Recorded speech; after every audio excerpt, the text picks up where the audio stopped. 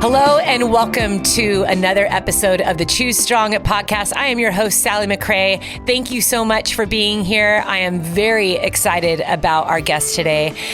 Someone who I coach, but moreover, is a friend of mine and someone that I admire and have been inspired by ever since I met him. And I know that after listening to this show, that you are going to be encouraged and inspired too. But before we dive in, I just want to give a shout out to our sponsor, which is the Sally McRae Strength app. And you can find a link to that app here in the show notes. There are running workouts, strength workouts, run and strength programs in there. And we have an incredible community online in our private Facebook page that I would love for you to be a part of. Know that when you are supporting the app, you're also supporting the podcast. So thank you to everyone who is already in there. And for those of you that aren't in there yet, know that you can try out the app for free for 7 days and you can cancel at any time. It's an awesome app and the community is even better. Now, let's go ahead and introduce our guest. I'm so excited. In fact, we've already been chatting for like the last 15 minutes and I had to stop myself because I said, Mac Jackson, we could probably keep on talking and then just totally forget about our podcast. So everyone, I introduce you, Mac Jackson. Mac, thank you so much for being here. Thanks, Sally. It's awesome to be here. So good to connect again. Yes. And Mac, I have to remind you, this is also going on YouTube. So many of our listeners, and Eddie kind of houses a lot of the messages that come in because he runs the Choose Strong podcast on Instagram and he runs the YouTube. Yeah. And he tells me often that people love to listen to the podcast and then they love to watch it later. So it's like they're getting a double dosage. So people are going to get a double dosage of Mac. But I know that you're sitting in a playroom right now. So hopefully you're okay with that being on YouTube. Totally. And before I came in here, so Hillary's putting the girls to bed right now. I said goodnight and I told them, whatever you do, you cannot come in the playroom. And they're like, why? Like, I'm doing an interview. What do you mean? I'm going to be on YouTube. You're going to be on YouTube. I love it. Daddy's famous. So they're going to be able to watch you and their playroom will be chronicled forever and for all time on YouTube. True. So when they're older, they can always go back and they can watch Daddy on YouTube sitting in their playroom. Timestamp. So I do have an agenda for this show. I promise listeners.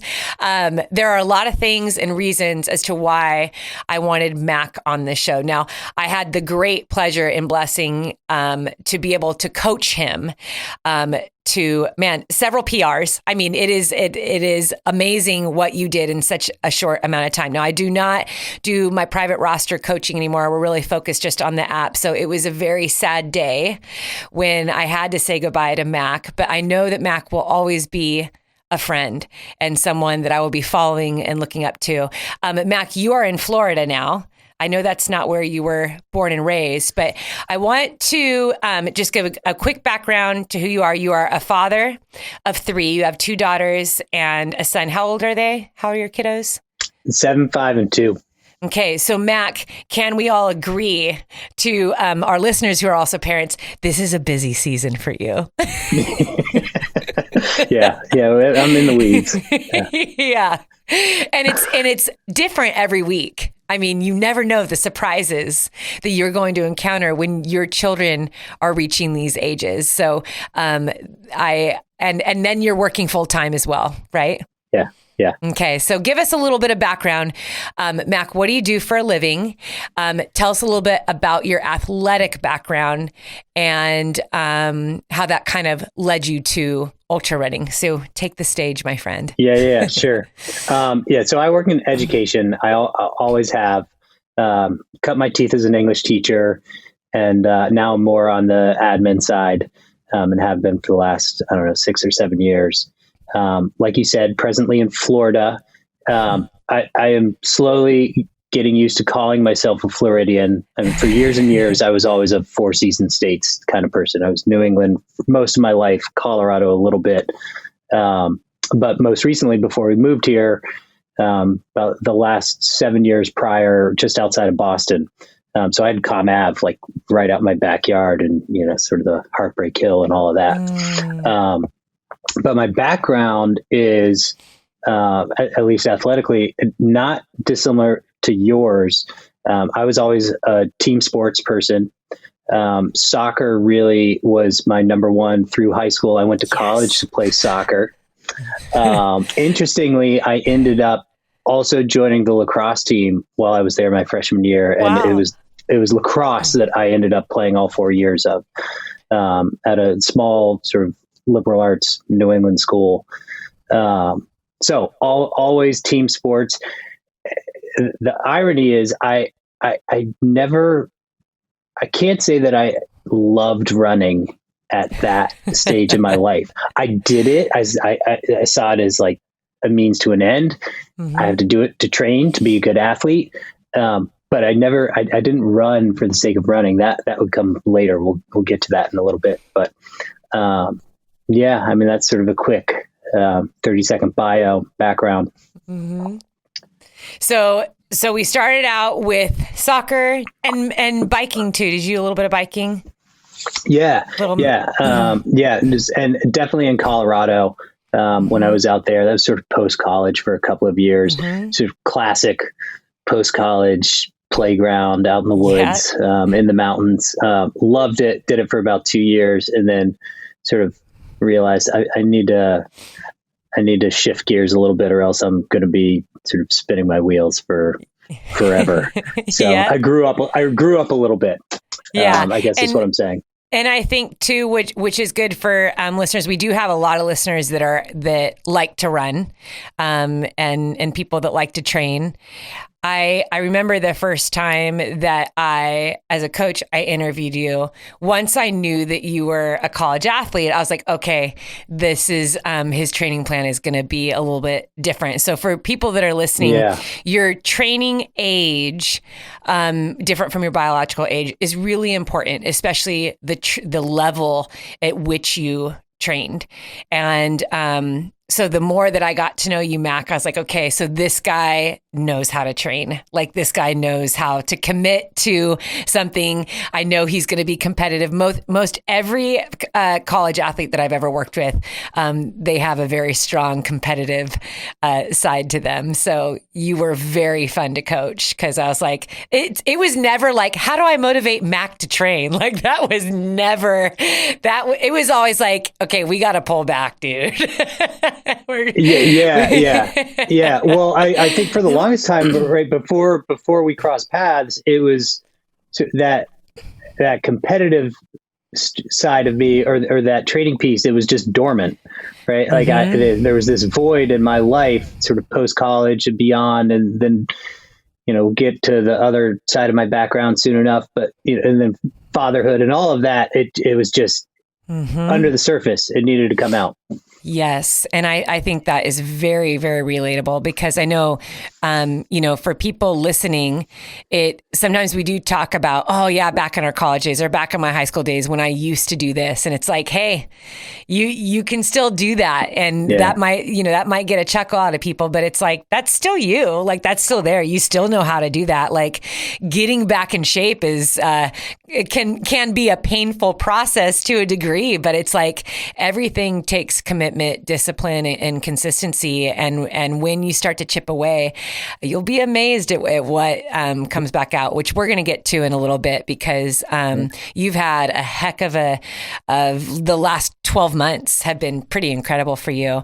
But share with us a little bit, Mac. You have a really inspiring story, and I would just love to hear a little bit about how you got into ultra running and really what that has been to you in your life. Yeah, that's a good question. Definitely a loaded one, I think. There's some layers to it. And I think, there's sort of a convergence between, I've been in recovery. I'm an alcoholic in recovery for about 11 years, coming up on 11 this summer. And that really is at the root of my running and how I really sort of got turned onto it. And more specifically, the ultra scene. I think as my sobriety has evolved over time, I sort of found myself, um, even before the move, I guess, just there was still this sort of void that had somehow kind of surfaced. And I just felt a little bit out of balance. And, it was March of 2020. I remember distinctly because we had come down to Florida for vacation, and that's when everything just sort of changed, right? March of 2020. 3 years ago. So, yeah. And then we got back, and I was just sort of like in that, we joke about it sometimes, just like dad bod and just kind of feeling lethargic. And I'd just been, I hadn't been treating myself well.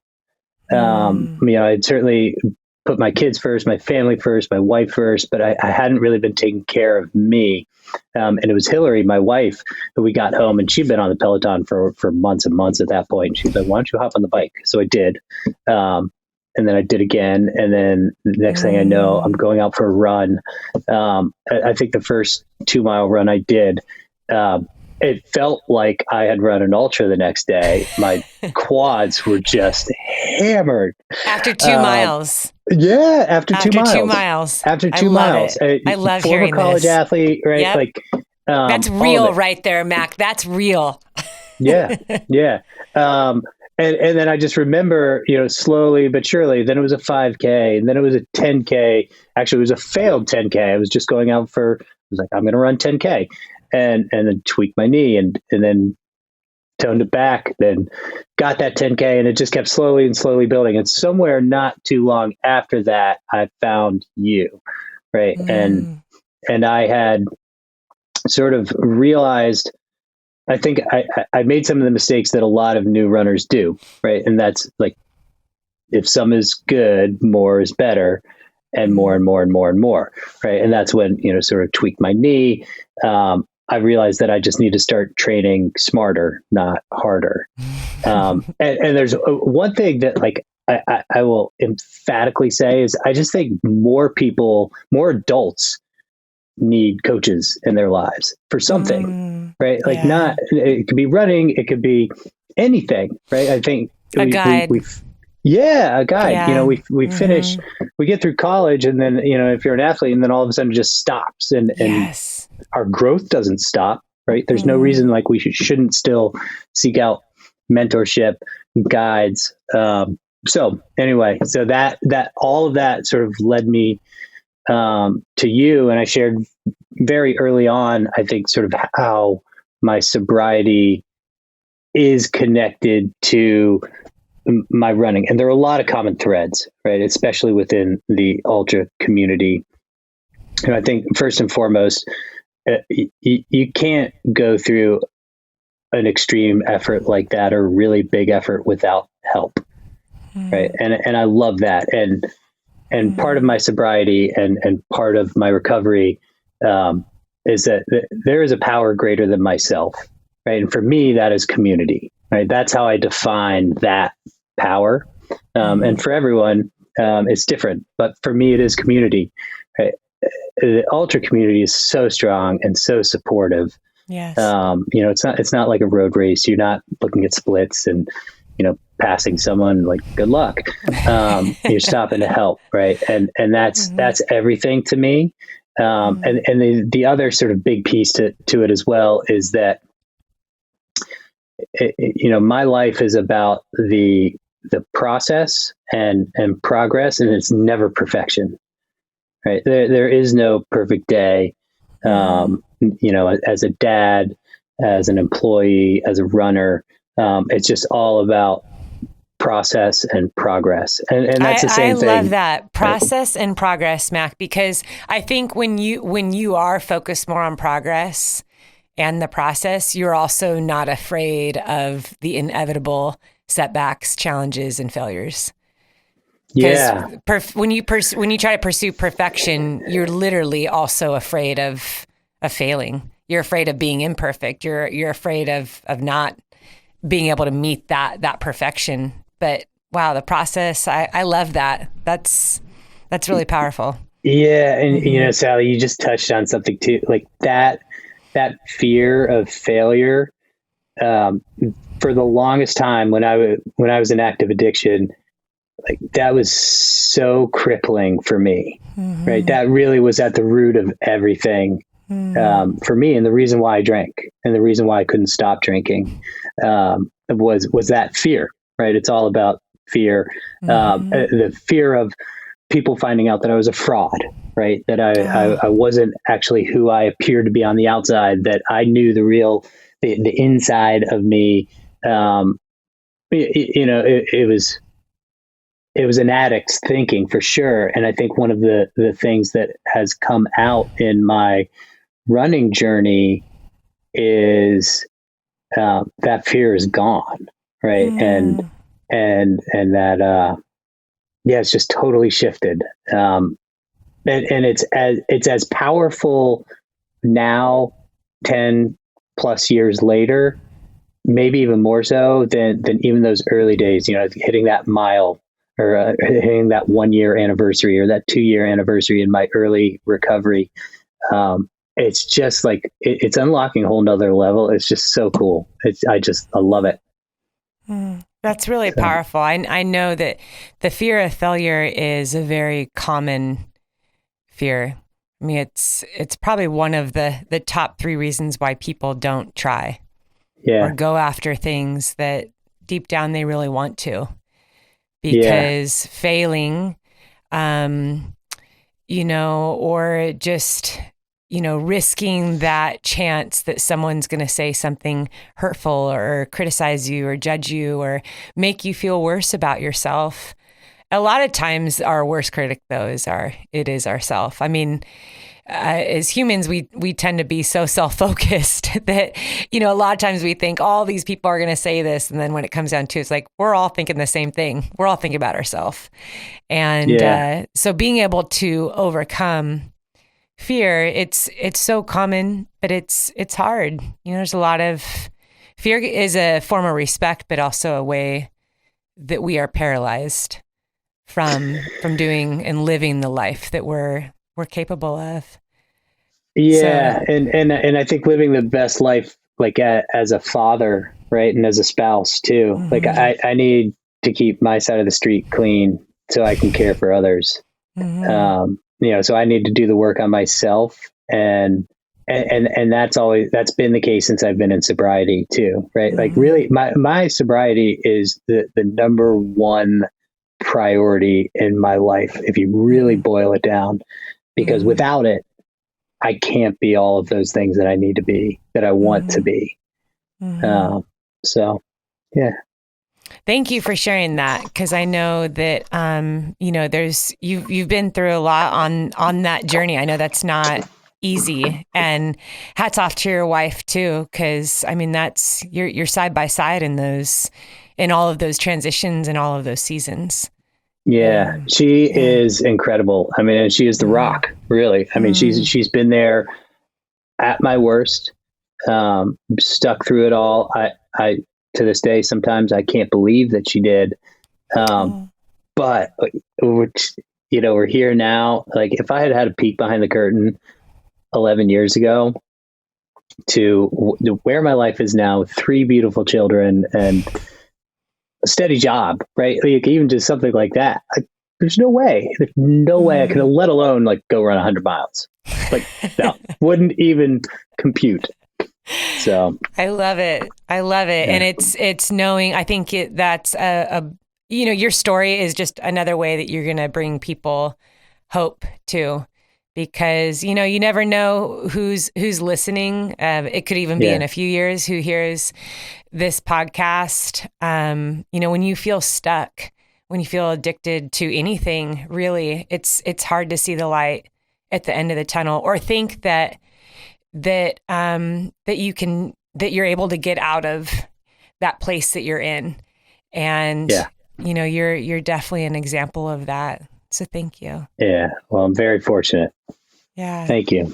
So let's kind of pivot to you running 100 miles. Now, to my listeners, Mac, I'm just going to like jump to your results because it's really incredible what you did. Now, even though I was Mac's coach, I say this all the time, as coaches, you know, you write training plans for people. You can download training plans online too. The most important thing that we as coaches can do for our athletes is to help them believe in themselves, and to be a good communicator to any type of personality, to understand how people are best motivated, and to really listen to what their real life is like. And, I've had coaches in my life too, and I've never needed someone to actually like tell me what workout to do or to say, go out and train.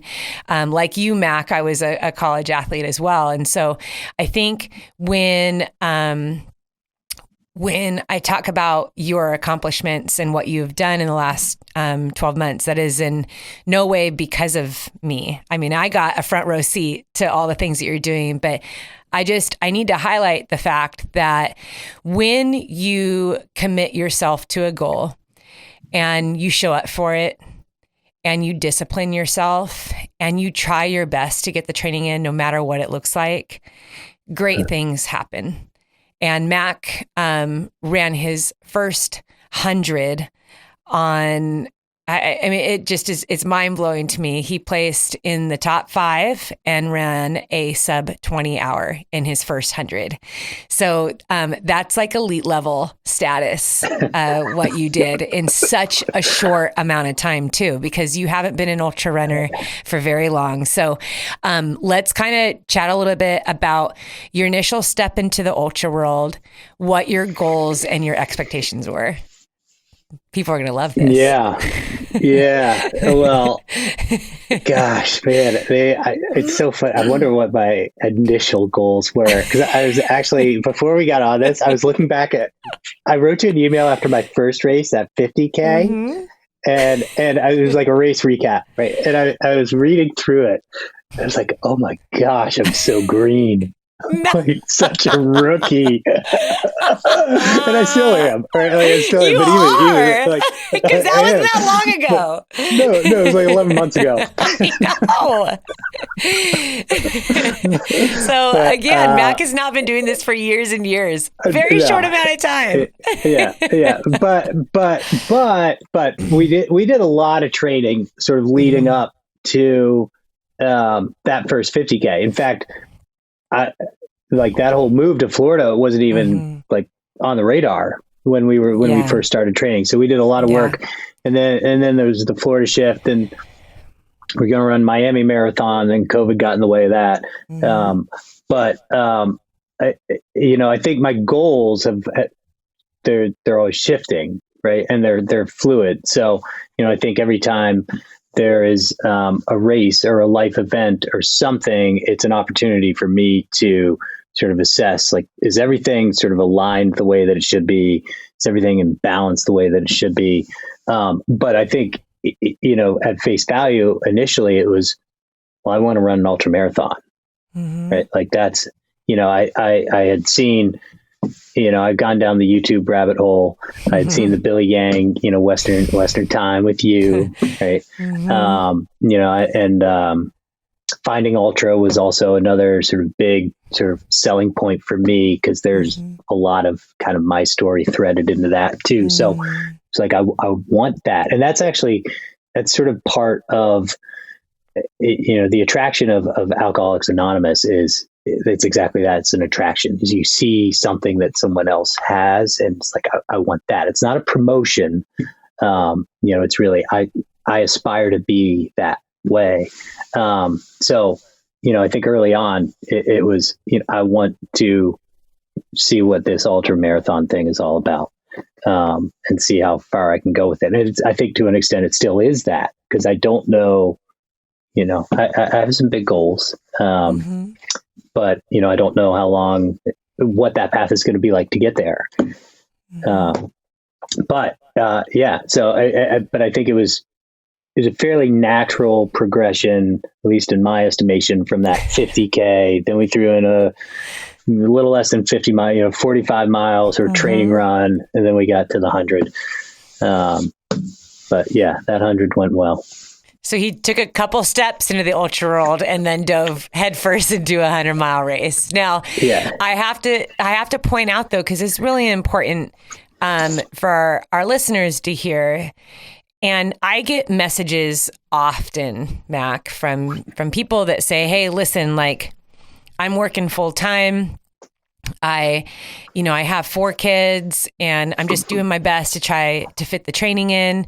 My recent podcast was actually inspired by literally thousands of messages that I've gotten over the many years of me being a coach and an athlete, who, people feel like if I can't do the training in the way that this like expert coach or this pro athlete is saying, then why do it? Or even just this feeling that they're wrong, and it's heartbreaking because social media is so powerful in that way, where someone with a big platform or someone that claims to be an expert or I'm a scientist can really make people feel like, well, you're doing it wrong. And so you're not going to reach your goals unless you do it like me.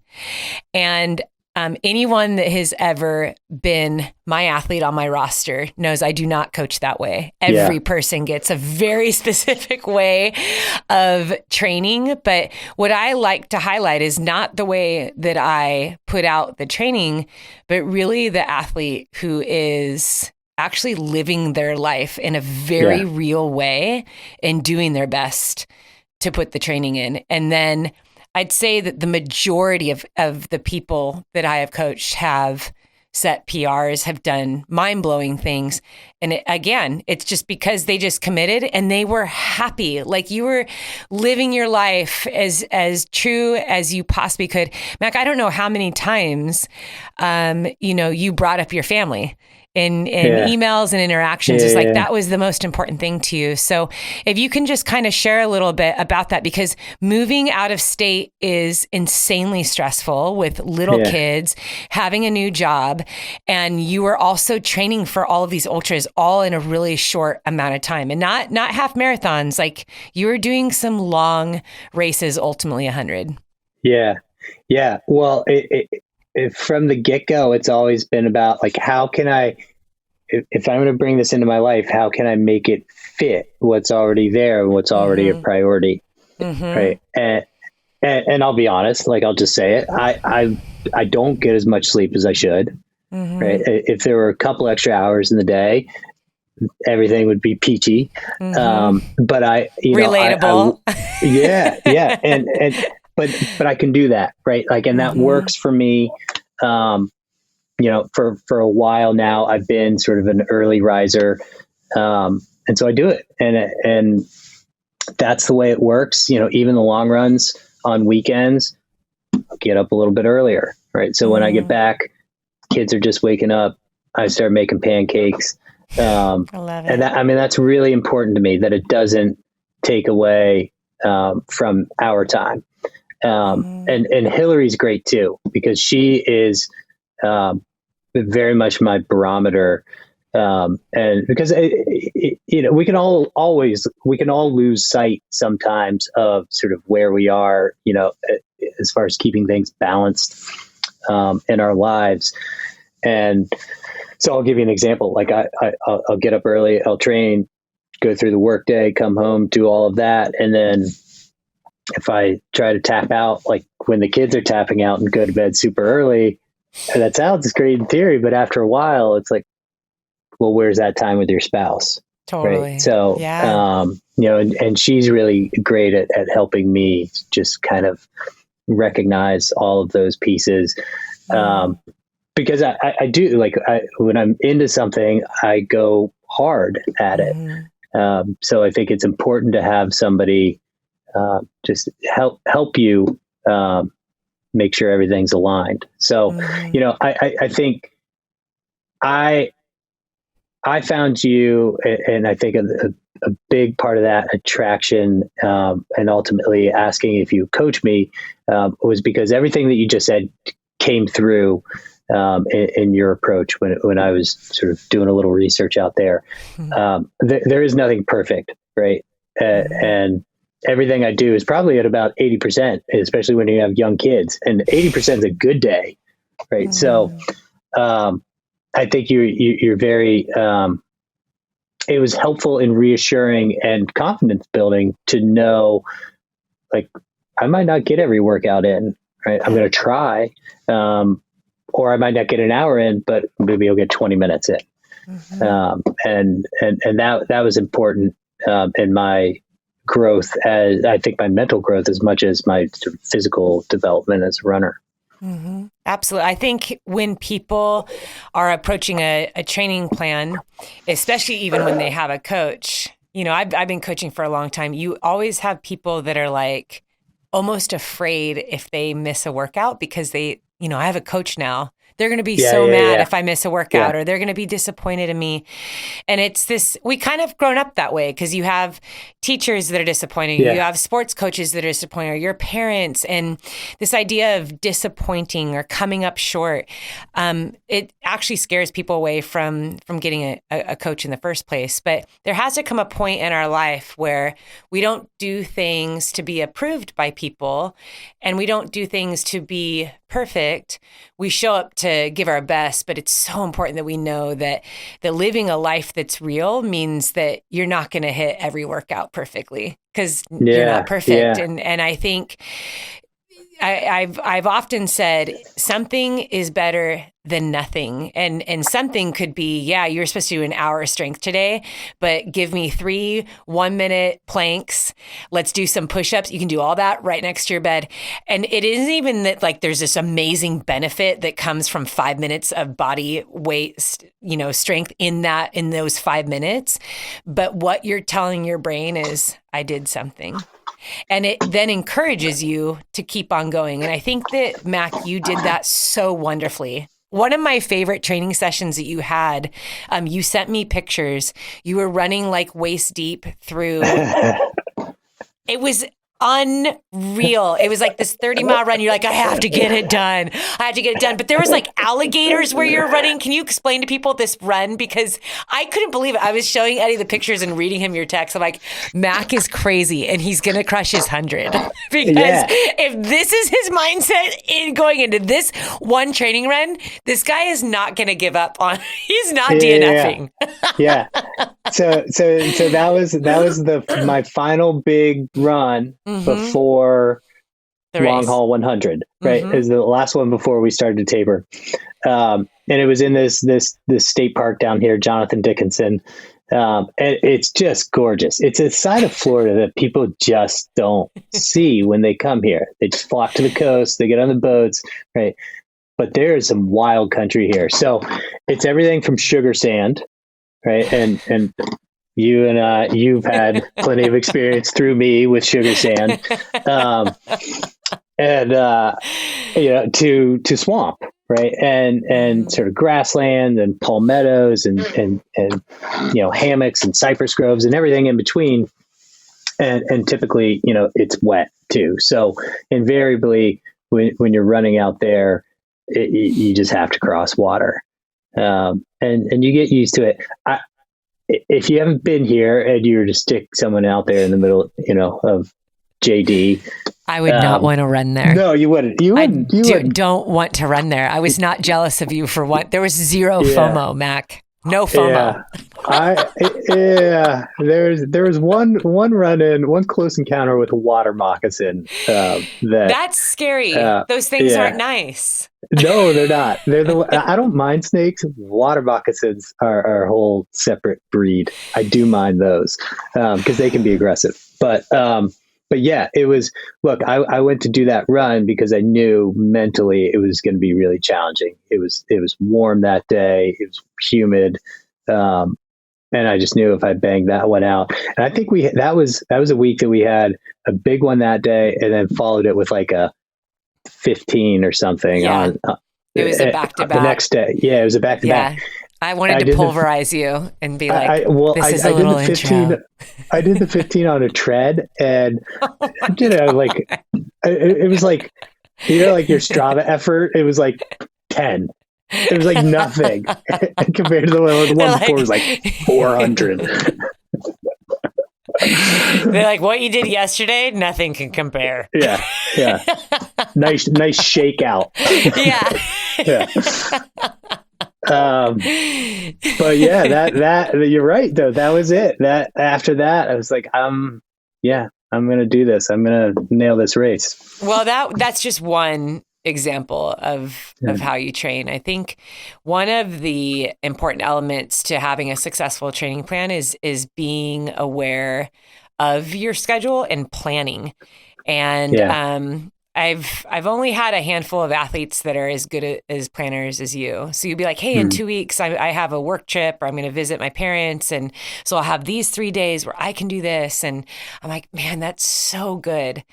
Because sometimes when you have little kids and you're working full time, all of a sudden it's Sunday night and you're like, where did the week go? And I can't believe a new week is tomorrow. And like, wait, what do we have going on this week? And oh my gosh, is that wedding this weekend? Like it's very easy to let life just fly by and for other things to kind of, I mean, they're important things, but it's just sometimes just our everyday mundane tasks and like the things that we just need to do can crowd things that are actually important to us, like our goals and things that we're working toward. And so I think being planned and being aware of your real life was big.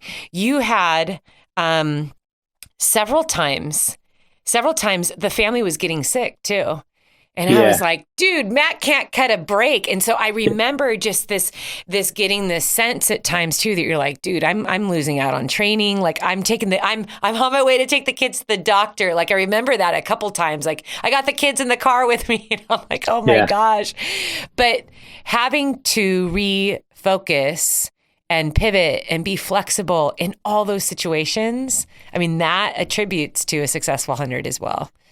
Yeah, I think there's more value in that. Like at the end of it all, it's really hard to see in the moment. Right? We've all had those, it's very hard in the moment. Yeah, it is. But when you can remove yourself from it a little bit and step back, and I mean, what are you going to do? Tell your kids to not get sick? Right? It's literally a part of life. And I know that parents who are listening are just like so relatable. It's so relatable. Like I was going to get up Saturday morning at 4:30 and go on this 20-mile run. But instead, my 2-year-old woke up with a fever.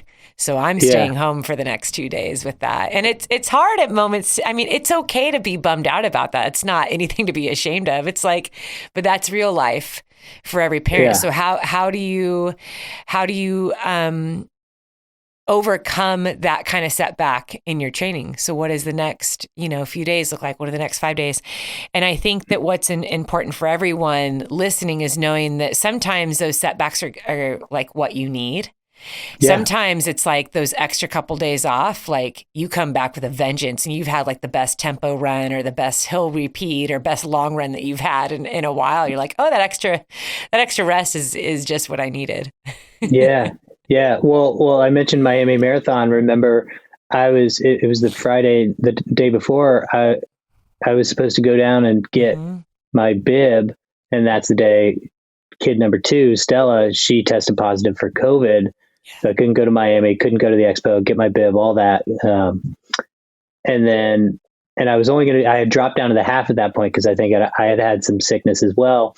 So it just wasn't a great block. But instead that morning for my long, I ran a marathon the next morning just on my own. So it was like total pivot. And I loved it. I mean, in some ways it just felt so much better doing that and just kind of that resilience piece than had it not happened. Yep. And that is a very strong mindset to have because we saw that a lot during COVID when people had their races canceled and full-blown meltdowns on social media where it was like, that was my one thing that was like bringing me hope, something that I looked forward to. And now it's taken away. And being able to see the bigger picture, our reactions speak volumes about us. and our character. And man, you were so good at doing that in your training. You had to pivot a lot.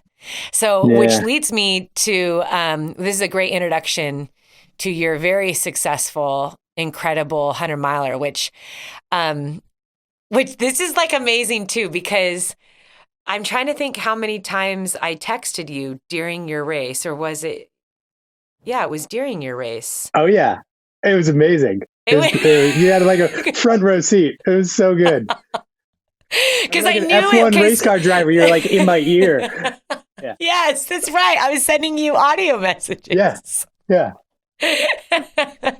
So tell us a little bit about the long haul course. Why did you choose it? Because for our listeners that don't know about the long haul, and this is also why I was able to talk to him. He wasn't like in the Alps, so he had reception and he wasn't trying to navigate through, sketchy ridges or anything like that. Right. Yeah. So long haul, it's a race here in Florida.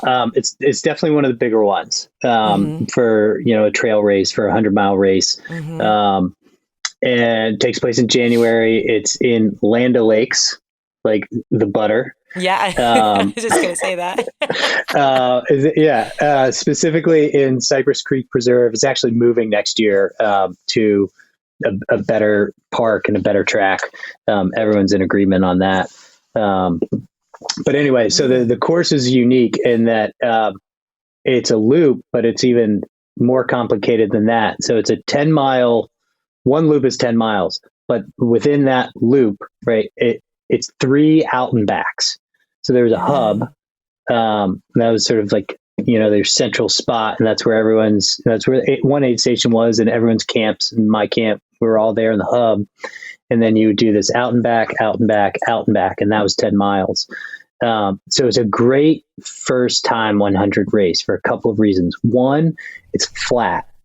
Now that presents different challenges too, because it really is like dead flat. So you don't get a change of positioning in your body. Yeah. Cadence and stride. Like I was varying my cadence and stride and things like that a little bit, but, so it's flat. That's good overall, for a first 100. Yeah. The other piece too, and I didn't realize this until I was in it, is that because you're doing all these out and backs, you're always around people.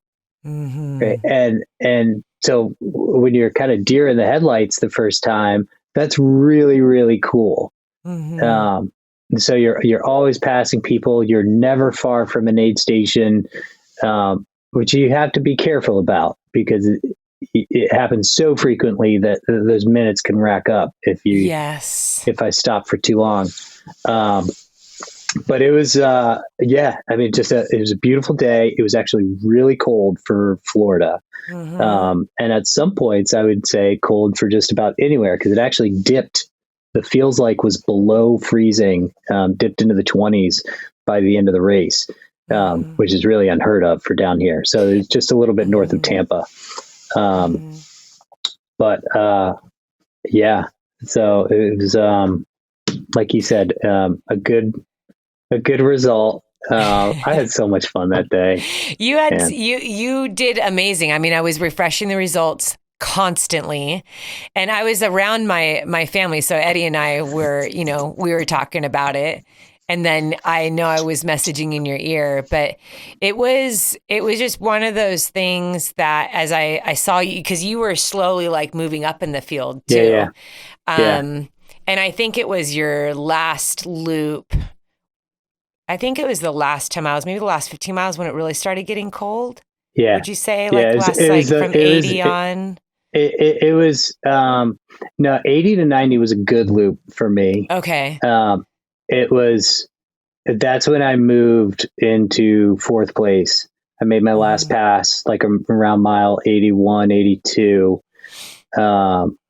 90 to 100 got really cold. It was like, I was good up until the end.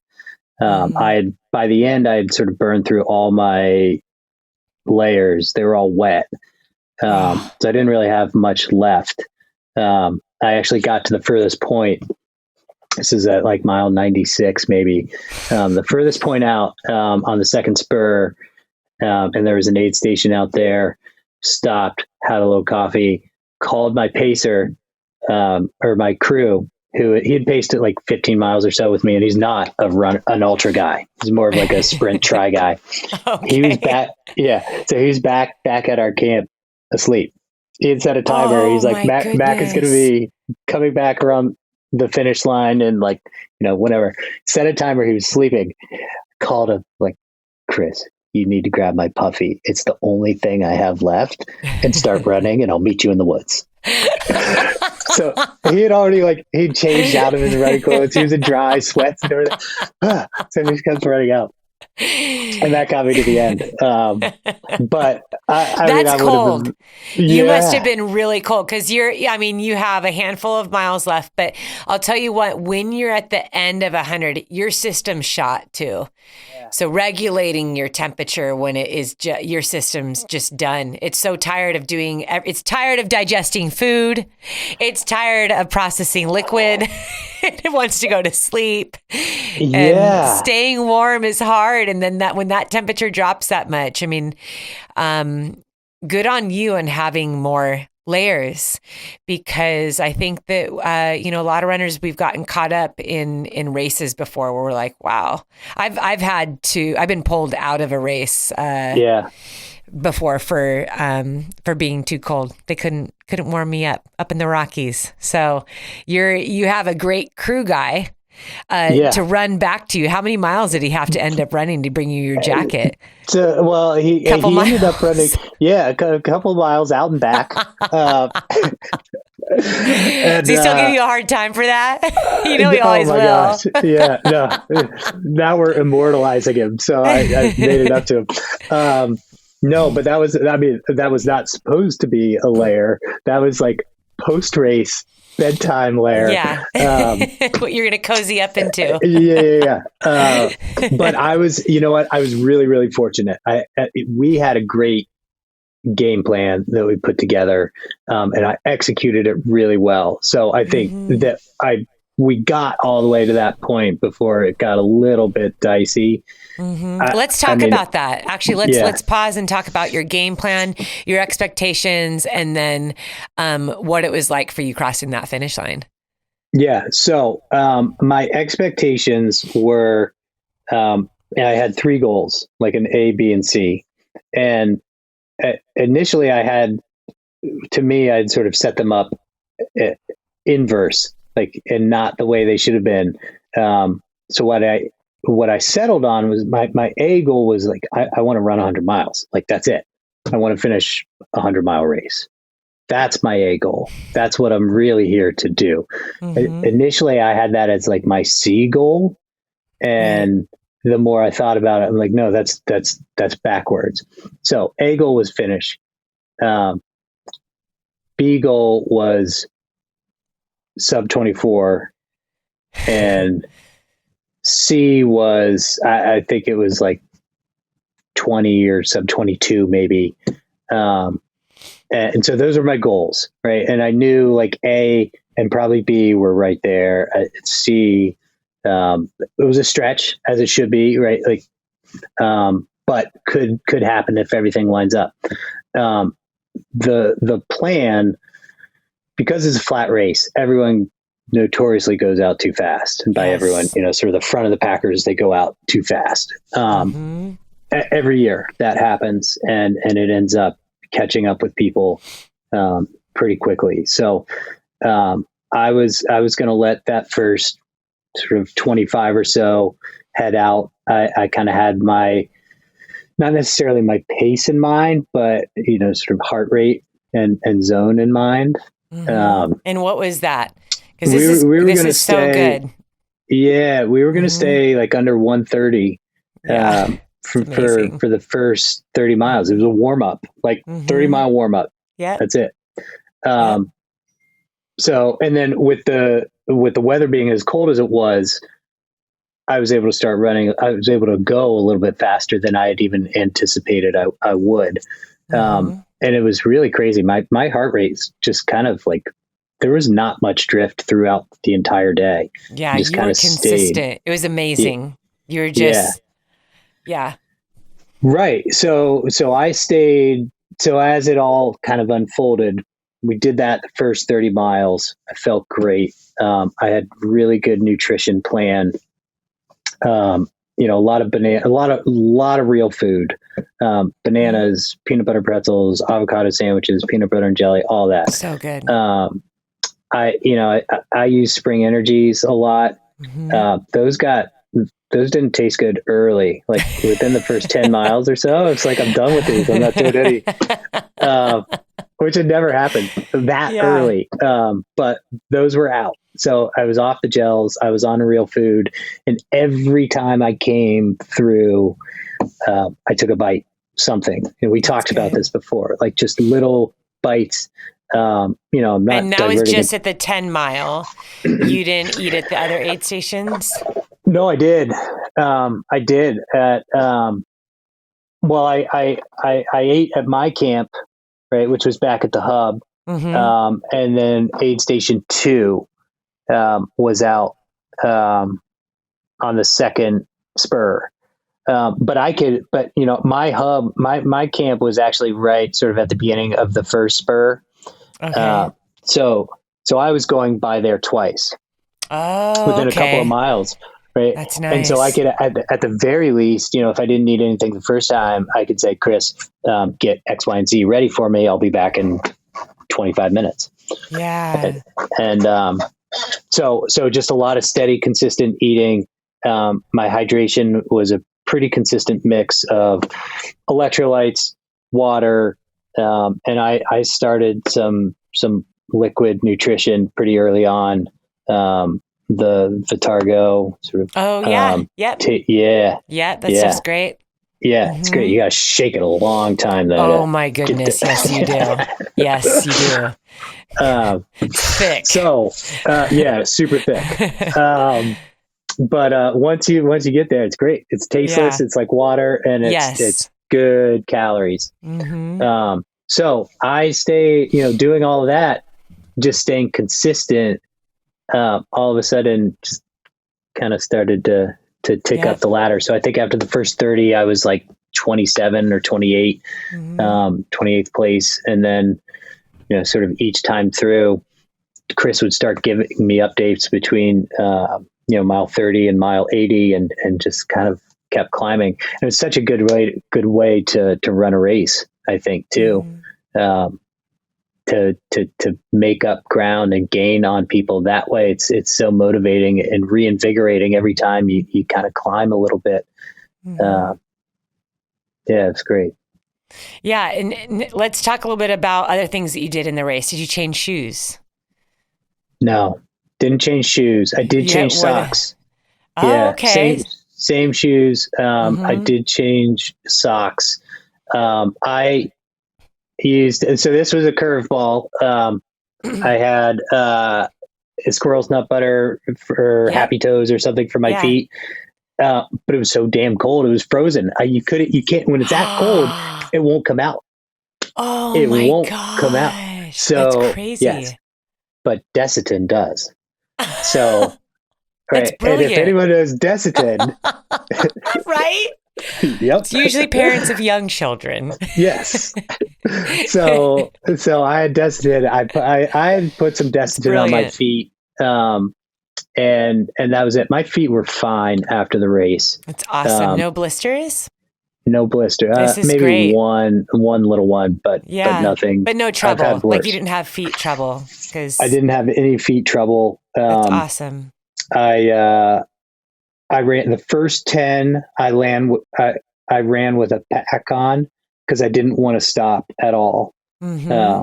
So let's just run with my pack on. I have what I need here. Let's do 10, sort of get a lay of the land. And then after that, like I said, because everything was sort of so close, I didn't have a pack on. I just ran with a handheld and, sort of carried whatever else I need and shorts or something. Could run light. Yeah. And then as far as like others stopped, it was only just to take a layer on or a layer off. There really wasn't much stop time at all.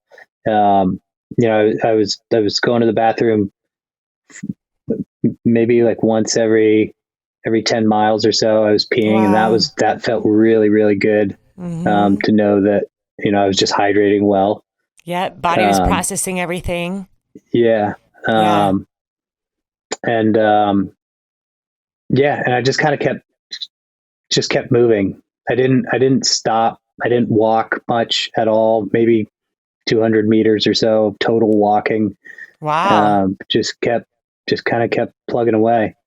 That's incredible. So as you were moving up through the field, what were those last few miles like? I mean, looking down at your watch, did you know what place you were in at that time too? I mean, I'm sure you're crew guy. Yeah, I did. I knew who was in front of me, and I knew when I got into fourth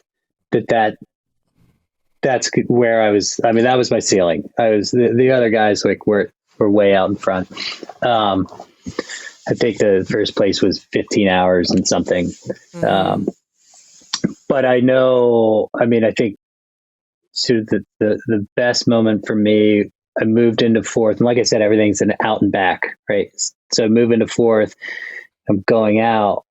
I know I'm going to see that person again pretty soon. So, and Chris was my crew. He was actually running with me at that time. And so we pass, and I just turned to him. I'm like, we're gonna turn on the jets a little bit for I love it. The next 15 minutes or so. So we did, right? And then so okay, but hold on. What mile was that when you said that? 82, 81 or 82. Yeah. And what does it feel like to turn on the jets at mile 81, 82? Oh my gosh. And so I think I was running like 9-minute mile, maybe 9:30. And it felt everyone feels.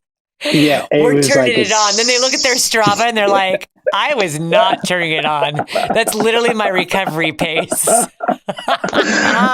Because you're fast. So right. I mean, Mac, you're fast. So like but it's hilarious. 82 miles on the legs is so humbling. Yeah. No, it felt like a sub 6. And you still had like 18 miles to go. So wrapping your mind around that is just, that's a lot right there. But you're in fourth place. You're now a few miles from the finish. I'm pretty sure I cried when you finished because I'm watching all the updates, and I'm literally in awe that, okay, this guy wanted to finish 100 and do it in 24 hours. Like, I'm like, okay, tell us what that final, seeing the finish line, what your finishing time was. It's unreal. I think I texted you or said something to you, like, I hope everyone has that feeling and is able to like bottle it and remember it. Right. No matter how much distance there is between when it happens and where you are then. Yeah. It's just, I mean, it's this feeling of like anything is possible. Right. And you all of a sudden you start to like the weight of it all is all of those training days. Right. And all of those sicknesses and all of those curveballs and you go into the race and at some point, like, I'll be honest, prior to the race, there's that like, gosh, am I really ready for this? Right. And then you do it and you're like, damn right I was. Right? It's unreal. It really is. But you know what else? And then I see everyone else who's out there and still, right. So I didn't end up going to bed, right? Because I had no more warm clothes. It was cold. I had my daughter's junior sleeping bag, which was a bad idea. So I stayed up, right, until the sun came up. And I see people coming in like 10 hours after I am, and they're giving the same effort. Everyone's effort is the same. Yeah. Right. Like over the course of that 100 miles, fitness may be a little bit different. Like other factors may come in, but they're getting that same effort. And they're out there for 10 hours longer than me. It just blows my mind. And I would just start crying again. Like, oh yeah, I'm so, yeah. It's just awesome. So I don't know. I was happy for me. I was just happy to be there, right? Like it's such an incredible experience to do that with other people. Mm-hmm. What was it like seeing the clock as you neared the finish line? That was, yeah, They have it, that was, the big digital and red numbers. Could you see what you're? yeah. So the third spur, you come up like third spur, you feel like extra remote, right? Because Mm-hmm. it's the one spot that was like single track. Mm-hmm. And you're really, and it was a little slick in spots, and you're kind of ducking under some things, and there's a log, and Andy, the race director, I have to shout out Andy Kroom, Andy Matthews. He is incredible. He and Amy, his wife, they put on such a good race. But they have, there's this log on spur 3. And they put a sign there that says, "This log will look like an alligator at night." And it did. So, but you come up off of spur 3 and you hit this, like there's this access road, which is where the hub is on, and then you turn right to get to the finish line. So you come up, you're in the hub. Everyone, like, it's like a little mini UTMB or something. Everyone's right there. All the crews, all the runners, and you come down there, and I mean, I really, I couldn't believe it. Although I did, I'd spent some time those last miles, like we talked about, at the second aid station, trying to get warm when I made that call for my puffy. So I said 19:11, 19 hours, 11 minutes. Pretty soon after that, I was starting to think, how could I have shaved 11 minutes off? Oh, no. That's always what we do, right? And that's what keeps us, going back. But you did everything that you set out to do, and you shattered your goals. So it's pretty exciting. Mac, I'm so grateful to know you. I'm grateful to know your story. I know a lot of people are going to be encouraged today because, there are many ideas floating around about what it takes to complete an ultra. In addition to that, there's ideas about just what it takes to go after that big goal outside of ultras. It could be in a career or just a childhood dream that someone has had. And I think that what we can learn from your story is that when you commit to something, it doesn't have to be perfect, but you need to keep showing up as best you can every single day. And that's really what defined your training, is you needed to do something every day. And if there was a setback, you found a way to come back and, we're going to get right back on the train. We're going to make this, we're going to make this good. We still got that goal at the forefront. And you were keeping your family number one. You were showing up to work every single day. You were taking care of yourself.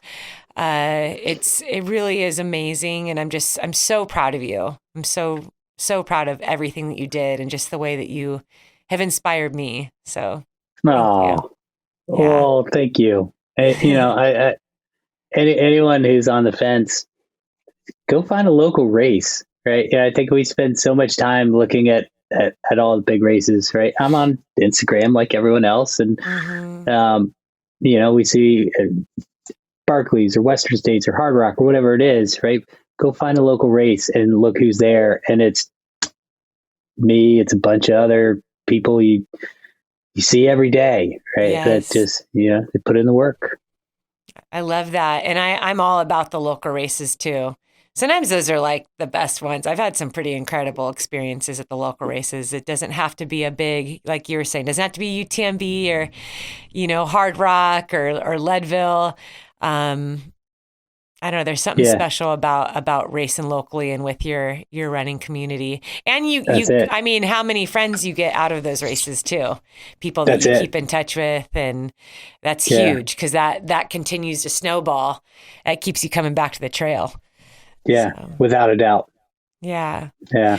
Thank you, Well, Sally. yeah, thank you. I don't want to take up any more of your time, your family time. Tell your wife thank you, because this is usually your time together, and you're 3 hours ahead, so I know it's late for you. So thank you, just for giving your time. And hello to your kids and your wife.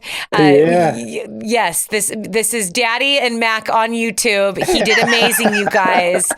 He is a superhero. Don't ever forget that. But this will live on YouTube forever. And to all of our listeners, thank you for joining us today, wherever you are, whether you're on the trail, driving to work. I just want to thank you for being a part of the community. I see you, I hear you, and I think of you often. And I just so appreciate you being here today. If you want to reach out to Mac and tell him what you thought about this episode, or just anything, give him a high five or a comment. He is on Instagram. Mac, tell us where they can find you. Yeah, Maction17, like Action Jackson. Maction 17.